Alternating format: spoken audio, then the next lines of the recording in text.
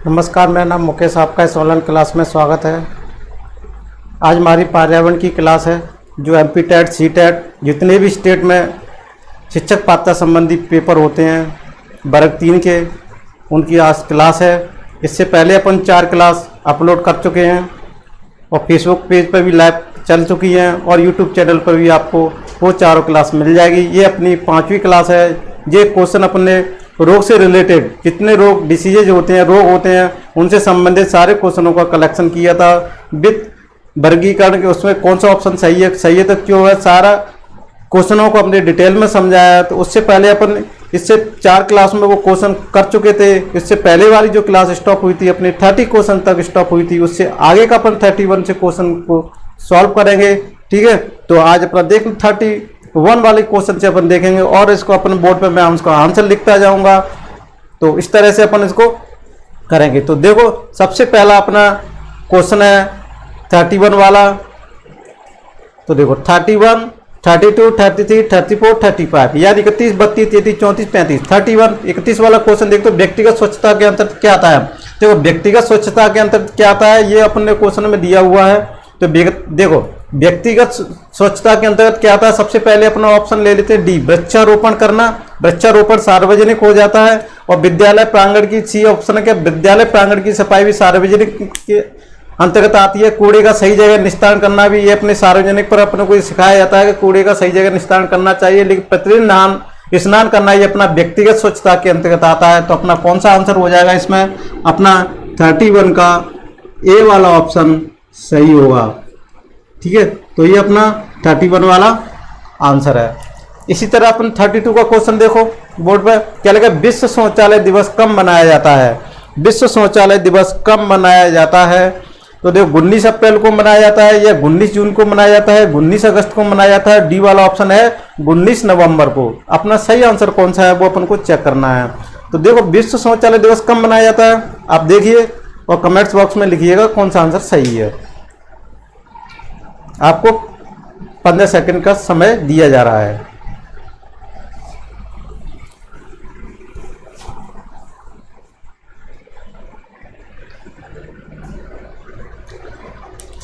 चलो, अब समय खत्म होने जा रहा है। अब 32 का अपना क्वेश्चन है 32 का डी वाला ऑप्शन सही हो जाएगा। कौन सा? 32 का डी वाला ऑप्शन कौन सा है? 19 नवंबर, यानी विश्व शौचालय दिवस 19 नवंबर को मनाया जाता है। कब मनाया जाता है? विश्व शौचालय दिवस 19 नवंबर को मनाया जाता है। अब इसी तरह अपना क्वेश्चन है 33 वाला, आंखों की सफाई के लिए प्रयोग करना चाहिए। क्या प्रयोग करना चाहिए? फर्स्ट ऑप्शन यानी ए ऑप्शन है अपना ठंडा पानी, बी ऑप्शन है काजल, सी ऑप्शन है गर्म पानी, डी ऑप्शन है इनमें से कोई नहीं। क्या आंखों की सफाई के लिए प्रयोग करना चाहिए? क्या ठंडा पानी यूज करना चाहिए या काजल यूज करना चाहिए, गर्म पानी यूज करना चाहिए? इनमें से कोई नहीं। तो 33 वाला क्वेश्चन कौन सा होगा वो अपन को देखना है। तो देखो, कौन सा आपको 10 सेकंड का समय दिया जा रहा है। आंखों की सफाई के लिए प्रयोग करना चाहिए। तो आंखों की सफाई के लिए क्या करना चाहिए? आंखों की सफाई के लिए किसका उपयोग करना चाहिए? देखो, 33 वाला क्वेश्चन का कौन सा हो जाएगा? गर्म पानी, यानी गर्म पानी का प्रयोग करना चाहिए। सी वाला ऑप्शन सही हो जाएगा। कौन सा ऑप्शन? सी वाला ऑप्शन सही हो जाएगा। यानी आंखों की सफाई के लिए अपन को गर्म पानी का प्रयोग करना चाहिए। अब आप चलते हैं अपन 34वें क्वेश्चन की तरफ। 34 क्वेश्चन सामाजिक स्वच्छता से तात्पर्य है। सामाजिक स्वच्छता से तात्पर्य है तो अपने 4 ऑप्शन दिए हुए हैं। सबसे पहले ऑप्शन को उठाते हैं, आँख की स्वच्छता, बी है नाक की स्वच्छता, सी है त्वचा की स्वच्छता और डी है आसपास की स्वच्छता। देखो, तो सामाजिक स्वच्छता से क्या तात्पर्य है वो अपन को देखना है। इसमें सही आंसर कौन सा होगा? तो देखो, सबसे पहले अपन 4 ऑप्शनों में से किस तरह से ऑप्शन को अपन कैंसिल करते जाते हैं। तो देखो, 34वें क्वेश्चन आँख की स्वच्छता ये कौन सी हो जाएगी? व्यक्तिगत स्वच्छता हो जाएगी। इससे पहले अपने क्वेश्चन 31 में दिया था व्यक्तिगत स्वच्छता के अंतर्गत क्या आ जाता है? आँख की स्वच्छता भी आ जाएगी, नाक की स्वच्छता भी व्यक्तिगत स्वच्छता के अंतर्गत आ जाएगी और त्वचा की स्वच्छता भी व्यक्तिगत स्वच्छता के अंतर्गत आ जाएगी। और आसपास की स्वच्छता क्या होती है? एक सामाजिक स्वच्छता के अंतर्गत आ जाएगी। कौन सी? आसपास की स्वच्छता। ठीक है, तो आसपास की जो स्वच्छता है वो किसके अंतर्गत आ जाएगी, अपनी सामाजिक स्वच्छता के अंतर्गत आ जाएगी। तो अपना 34 वाला कॉन्सेप्ट कौन सा है, देखो अपना 34 क्वेश्चन को इधर लिख देते हैं। 34 वाला क्वेश्चन कौन सा है, डी वाला आंसर अपना सही है। 34 का कौन सा आंसर सही है, अपना डी वाला आंसर सही है। 34 का कौन सा आंसर सही है, अपना डी वाला आंसर सही है। आप कौन से क्वेश्चन की तरफ चलते हैं अपन, अपना देखो अब अपना क्वेश्चन 35 वाला। तो 35 वाला क्वेश्चन क्या कहता है, दूध में पाया जाने वाला मुख्य प्रोटीन कौन सा है। दूध में पाया जाने वाला मुख्य प्रोटीन कौन सा है, तो सबसे पहला है एल्बुमिन, बी ग्लोबिमिन, सी ग्लोबिन और डी केसिन। कौन सा ऑप्शन अपना सही है, तो देखो इसमें दूध में पाया जाने वाला मुख्य प्रोटीन कौन सा है, केसिन है, डी ऑप्शन सही है अपना। तो यहाँ से आ जाएगा 35 का कौन सा आ जाएगा अपना, 35 का अपना आ जाएगा डी वाला ऑप्शन, ठीक है। 35 का कौन सा ऑप्शन हो जाएगा, डी वाला ऑप्शन हो जाएगा। ये अपने यहाँ लिख सकते हैं 35 का कौन सा है, डी वाला आंसर अपना सही होगा। 35 का कौन सा होगा, डी वाला ऑप्शन सही होगा। चलो आप 35 से आगे क्वेश्चनों को देखते हैं अपन। अब देखो क्वेश्चन नंबर 36 यानी प्रश्न क्रमांक 36 वाला देखो, निम्नलिखित में से कौन सा विटामिन पानी में घुलनशील है। निम्नलिखित में से कौन सा विटामिन पानी में घुलनशील है। पहला ऑप्शन है विटामिन ए और विटामिन बी, बी ऑप्शन है विटामिन बी और सी ऑप्शन है विटामिन सी और विटामिन डी, डी ऑप्शन है विटामिन और विटामिन ए। तो देखो मैं इससे थ्योरेटिकल में सारी विटामिनों के बारे में पढ़ा चुका हूँ। इससे पहले की जो क्लास थी पूरे थ्योरेटिकल लगभग 1.5-2 घंटे की क्लास है, 2 क्लास हैं। इसमें पूरे रोग से विटामिन से संबंधित पूरा थ्योरेटिकल में पढ़ा चुका हूँ। जितने रोग आते हैं उनके नाम भी बता चुका हूँ, जितने विटामिन घुलनशील होते हैं, कौन से पानी में, वसा में, ये सारी चीज़ों को मैं बता चुका हूँ। अब यहाँ पर आपको प्रैक्टिस करनी है, तो सिर्फ आपको आंसर मैं बताता हूँ, आपको वहाँ पर उसका पूरे डाउट क्लियर कीजिएगा और थ्योरी वाले पार्ट से। तो 36 का कौन सा आंसर होगा आप सोच के बताइए, 10 सेकंड का समय दिया है आपको। तो कौन सा है देखो घुलनशील, तो अपना 36 का कौन सा ऑप्शन हो जाएगा, 36 का अपना ऑप्शन कौन सा हो जाएगा, बी वाला आंसर सही हो जाएगा। बी वाला देखो विटामिन बी और विटामिन सी क्या होती है, पानी में घुलनशील होती है। इसी तरह 37 वाले क्वेश्चन को देखते हैं। नीचे दिए गए पोषक तत्वों में से दूध में क्या बहुत अल्प मात्रा में होता है। पोषक तत्वों में से दूध में क्या बहुत अल्प मात्रा में होता है, क्या होता है, क्या विटामिन सी अल्प मात्रा में होती है, बी ऑप्शन क्या कैल्शियम कम मात्रा में होती है, ऑप्शन सी है प्रोटीन कम मात्रा में होती है, क्या डी कार्बोहाइड्रेट कम मात्रा में होता है। इसको अपन को चेक करना है और आंसर की वो फटाफट चलिए, आपको 15 सेकंड का मैं समय दे रहा हूँ, सोच के आप कमेंट बॉक्स में लिखिएगा। तो देखो नीचे दिए गए पोषक तत्व में दूध में क्या बहुत अल्प मात्रा में पाया जाता है, विटामिन सी अल्प मात्रा में पाया जाता है। विटामिन सी अल्प मात्रा खट्टे पदार्थों में पाया जाता है, ठीक है। अगर इसमें अधिक ज़्यादा पाया जाता है तो क्या दूध क्या होता है, तो अपना फट जाता है, इसीलिए विटामिन सी क्या अल्प मात्रा में बहुत पाया जाता है। उसमें कैल्शियम, कार्बोहाइड्रेट, प्रोटीन प्रचुर मात्रा में पाया जाता है। तो अपना इसका कौन सा आंसर हो जाएगा अपना 37 का, तो 37 का देखो कौन सा आंसर हो जाएगा अपना, ये वाला ऑप्शन सही हो जाएगा, ठीक है। अब चलते हैं 38 वाले क्वेश्चन को, देखो बोर्ड पर पढ़ो। निम्न में से कौन सा विटामिन कैल्शियम के अवशोषण में सहायक है। तो देखो विटामिन ए क्या दिया हुआ है, विटामिन ए, विटामिन डी, और इसमें 2 ऑप्शन और छूट गए हैं, उसको मैं लिख देता हूं, विटामिन बी और विटामिन सी। कौन सा ऑप्शन हो जाएगा देखो, इधर लिख देते हैं अपन। देखो यहाँ पर बी है और इसका देखो यहाँ लिख देते हैं सी। कौन सा हो जाएगा, विटामिन बी,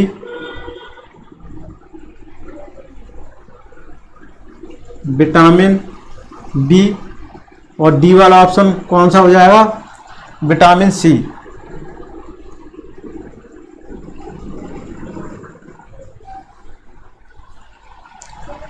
ये A B C D 4 option हो गए।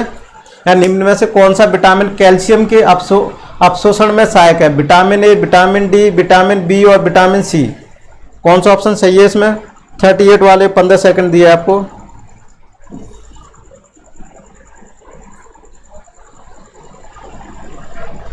देखो विटामिन डी में क्या होता है, कैल्शियम अवशोषण करने में सहायक होता है। कौन सा होता है, विटामिन डी। तो इसका कौन सा 38 का क्वेश्चन कौन सा हो जाएगा, आंसर हो जाएगा अपना कौन सा हो जाएगा, विटामिन डी, यानी बी वाला ऑप्शन सही हो जाएगा। बी वाला अपना आंसर इसमें है। तो ये कौन सा 38 वाला क्वेश्चन हो गया। अब और चलते हैं अब 39 क्वेश्चन की तरफ। अब देखो क्वेश्चन 39 को देखो, दालें निम्नलिखित में से किसकी प्रचुर स्रोत होती हैं। दालों में सबसे ज़्यादा किसकी प्रचुरता होती है, क्या कार्बोहाइड्रेट की रहती है या प्रोटीन की रहती है या खनिज की रहती है, किसकी रहती है, वो अपन को चेक करना है। 4 ऑप्शन दिए, 15 सेकंड दिया हुआ है आपको समय, अब बताइएगा।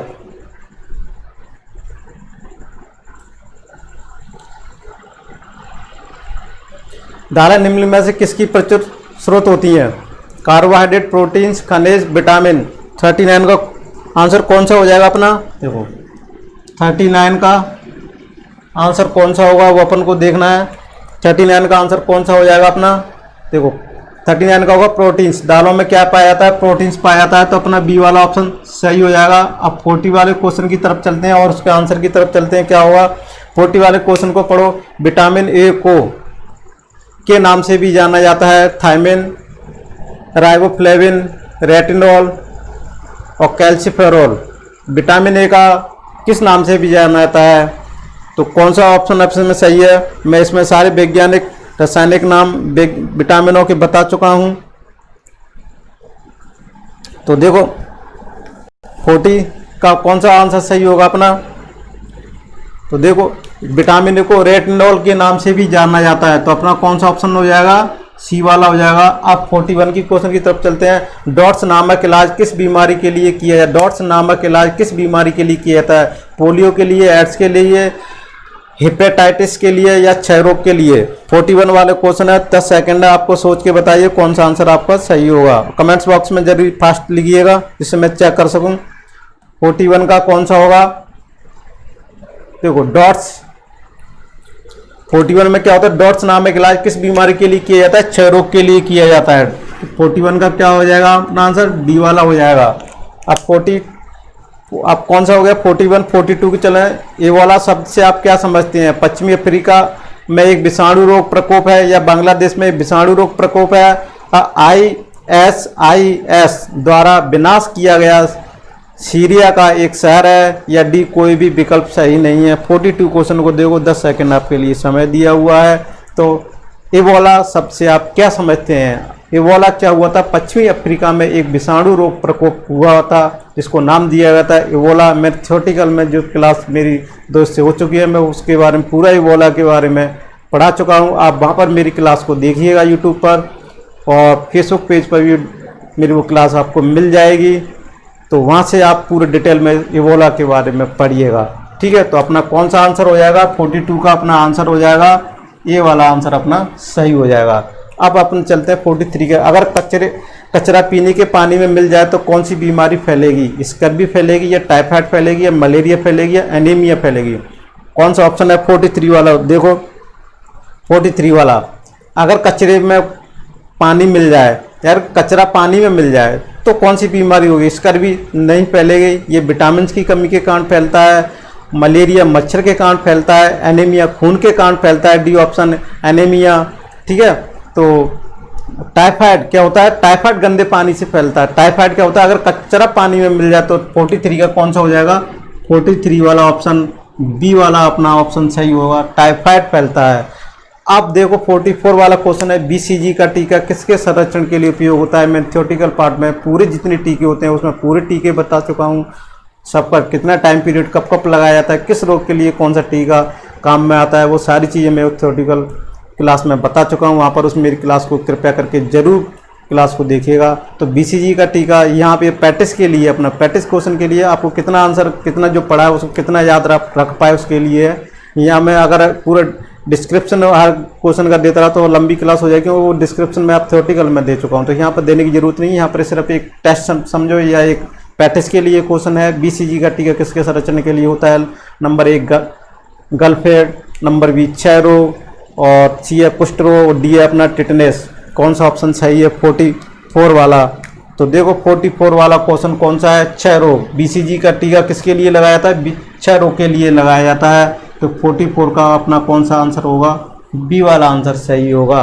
तो यहाँ पर अपने 44 क्वेश्चन तक हो गए हैं। अब इससे आगे के क्वेश्चनों को अपन देखते हैं। आगे के क्वेश्चनों को देखते हैं। 45 वाला क्वेश्चन है, 44 तक कर चुके थे।